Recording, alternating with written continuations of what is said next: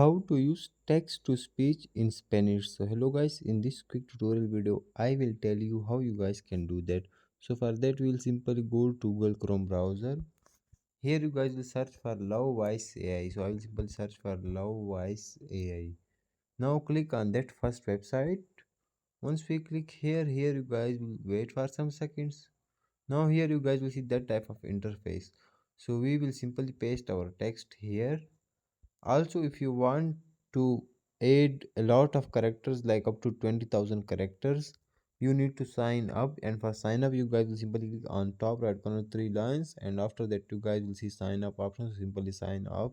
After that you guys will see language. So in language I will simply select Spanish Spain. You guys can select the language that you selected with Spanish. So I will simply search for Spanish Spain. Here you guys will see voices. So in voice you guys can select male or female, and after that click on generate audio. Now wait for some seconds. Here we go. Our voice was ready. Let's play it. Hace un montón que no nos vemos. That's how you guys can do that. Thanks for watching.